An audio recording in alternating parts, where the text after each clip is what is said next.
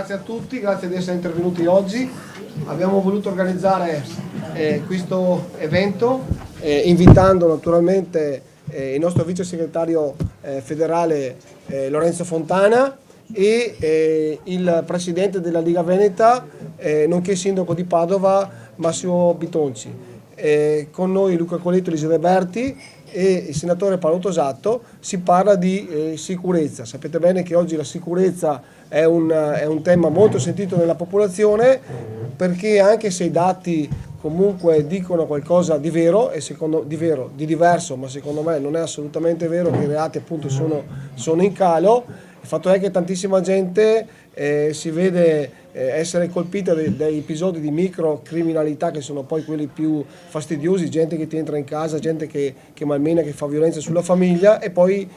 quelli che sono arrestati, perché in molti casi vengono anche arrestati e rimangono impuniti. Oggi abbiamo parlato di questo e quindi cedo la parola a Paolo Tosato per il suo intervento. Sì, intervengo per dire che la Lega Nord sul tema sicurezza ha le idee molto chiare. In Parlamento giacciono depositate innumerevoli proposte di legge, alcune proprio a prima firma di Massimo Bitonci, quindi nella prima fase del mandato di questo Parlamento, di questo governo, in cui la Lega chiede cose molto semplici.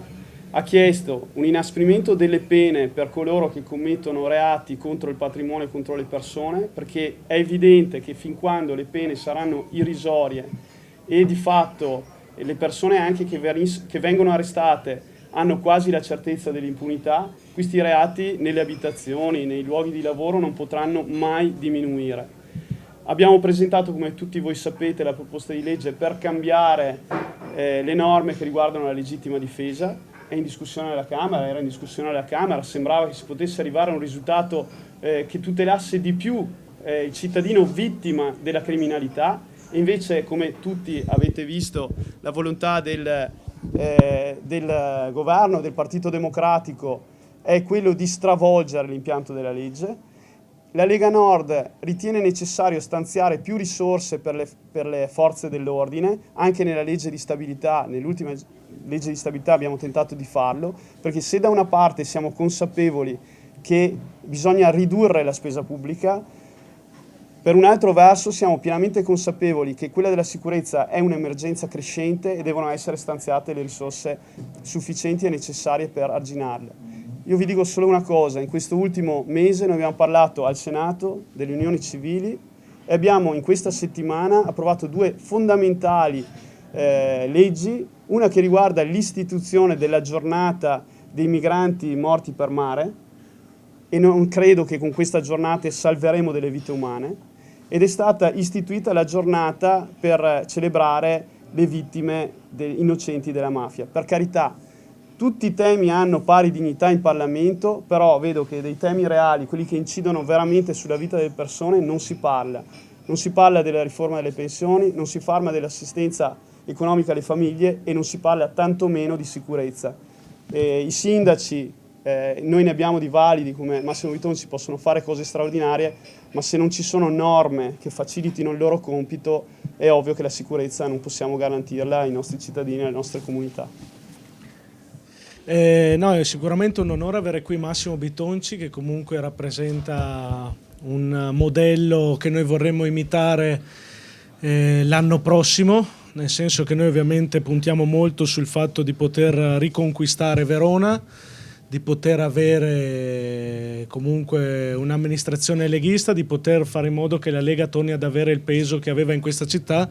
perché riteniamo comunque di avere ottimi amministratori, alcuni l'hanno già dimostrato nella prima, diciamo, fase Tosi. Mi ricordo in particolar modo Paolo Tosato, ma poi c'era anche, mi ricordo, Luca Coletto insieme a me in consiglio comunale, quindi voglio dire, abbiamo comunque degli ottimi amministratori e pensiamo che da Padova abbiamo molto da imparare, perché Padova è una città che sicuramente è anche magari per certi aspetti più difficile, è stata più difficile di Verona, ma con un'azione amministrativa decisa, soprattutto sul tema della sicurezza, è riuscito a fare dei notevoli sforzi e dei notevoli passi in avanti. È chiaro che la nostra battaglia, oltre che per le comunali dell'anno prossimo, devono vederci anche protagonisti per quanto riguarda la questione nazionale e anche la questione europea, perché è evidente che ci sono dei fenomeni che per fare in modo che la sicurezza torni ad essere una priorità dobbiamo ovviamente cambiare anche a livello governativo, perché con un ministro dell'interno così, come diceva Paolo, è molto difficile poi riuscire a far tornare la sicurezza come una delle priorità. E soprattutto poi dobbiamo tener conto delle politiche europee che purtroppo in questo momento sono tutte a favore delle porte aperte,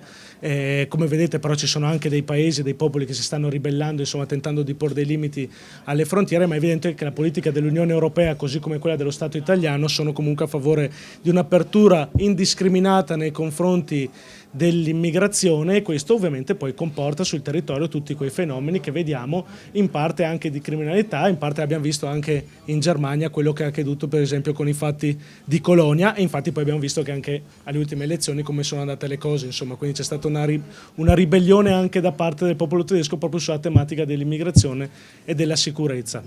Quindi è evidente che anche con questi incontri noi tentiamo di preparare la strada per quello che sarà il programma politico dell'anno prossimo per quanto riguarda la Lega alle elezioni amministrative del 2017, tenendo conto del fatto che, facendo vedere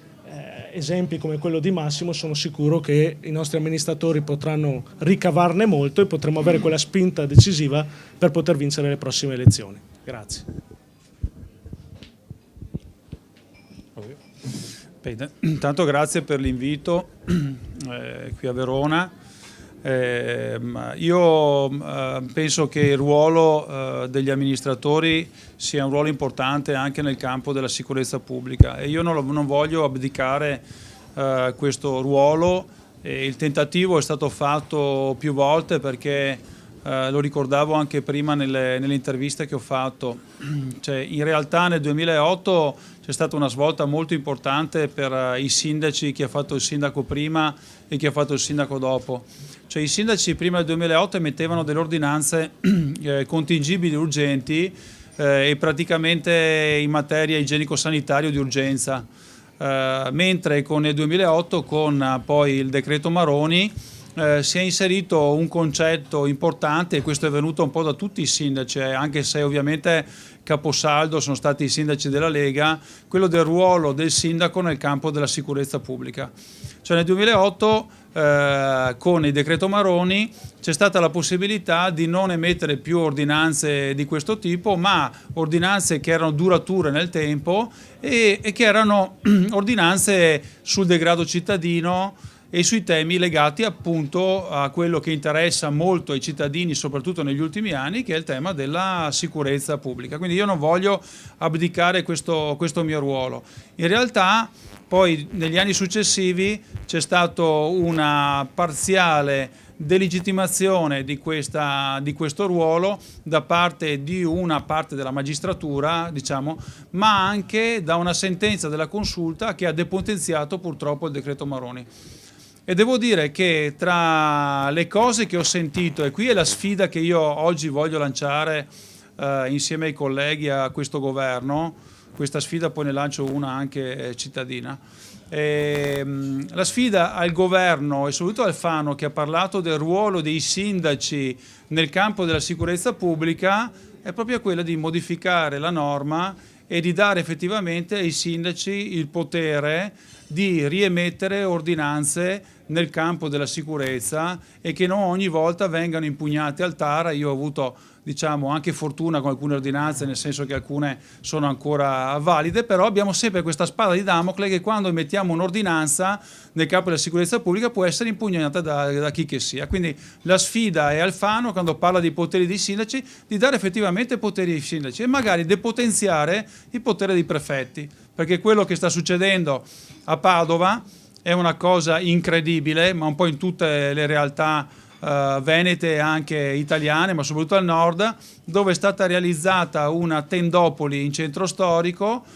con una delegittimazione del sindaco che assolutamente non la voleva, con una scelta di carattere politico, perché il prefetto ha fatto una scelta di carattere politico perché l'amministrazione voleva realizzare il più grande parcheggio turistico all'interno della città. Quindi è stata una scelta politica indicata direttamente da Roma per colpire il sindaco della Lega di un comune capoluogo di 210.000 abitanti. Questo è stato il segnale che ha dato questo governo. Invece noi non vogliamo abdicare al nostro ruolo, vogliamo continuare a combattere la criminalità e quindi lo sfidiamo su questo campo. La seconda sfida è invece al sindaco Tosi,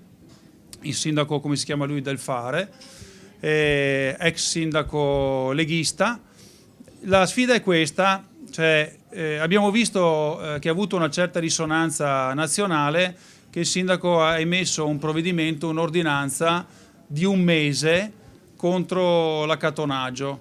Ha avuto grande rilevanza nazionale, però i media hanno dimenticato che ci sono amministrazioni come quella di Padova che l'anno scorso ha approvato un regolamento che vale sempre, non è che ha un'ordinanza che vale solamente 1 mese, che vale sempre nel campo della sicurezza pubblica e prevede il divieto in tutto il territorio comunale di fare l'accattonaggio e il mendicio molesto, come succede qua a Verona. Quindi io la sfida che lancio al sindaco Tosi è di non fare una ordinanza di 1 mese, ma di portare un bel regolamento e farselo approvare, se ne ha le forze, in Consiglio Comunale, perché è così che si fa i sindaci, non con delle ordinanze spot che durano 1 mese, ma cercando di stare nel territorio, nel seguire quello che vuole la propria gente e di emettere dei provvedimenti che possono essere anche rischiosi,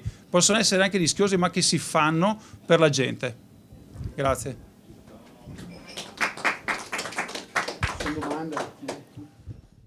Ci sono delle domande? Una cosa, non so com'è a Padova, quell'ordinanza lì che lei citava di Tosi non punisce tanto l'accattonaggio, ma punisce chi fa l'elemosina, cioè chi dà dei soldi al mendico. Non so se avete previsto qualcosa del genere anche a Padova. Da noi c'è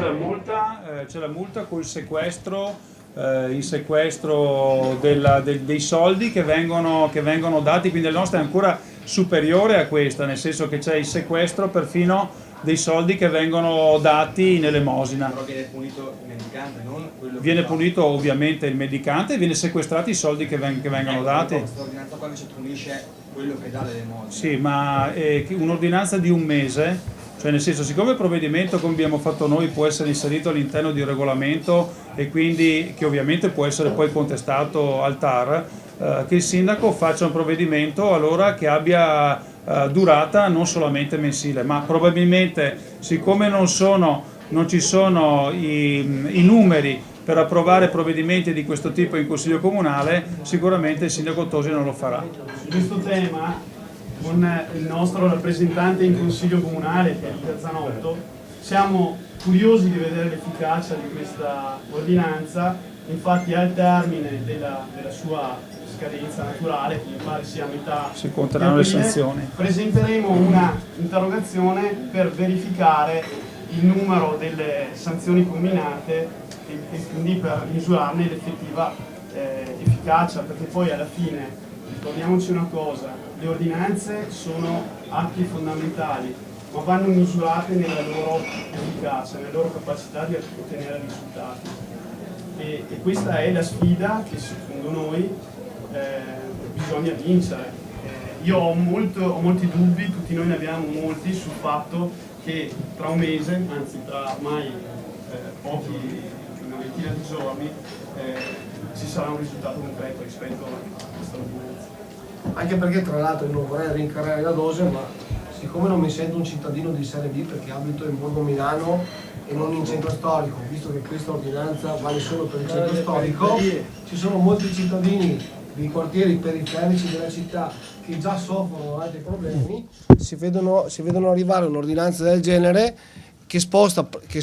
dovrebbe spostare sicuramente il problema del centro storico, oggetto di questa ordinanza, agli altri quartieri della città, dove comunque gli accattoni in questo momento possono stare lì, prendere i soldi in maniera assolutamente indisturbata. Vedete voi se questa è una cosa giusta o se è l'ennesima cosa strampalata che è uscita da questa amministrazione comunale. Un'altra cosa per Vitonci, come glielo optate, visto che lei ha esperienza di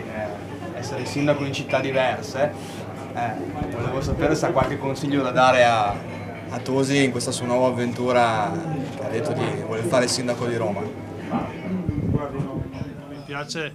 non mi piace criticare l'operato degli altri sindaci se non con svarioni come quello che dicevo prima, però devo dire che la cosa mi ha particolarmente colpito perché mi pare che proprio settimana scorsa il sindaco Tosi chiedeva a Renzi e Alfano di poter fare un terzo mandato. Lo so perché questo è un tema che se ne parla da 20 anni, da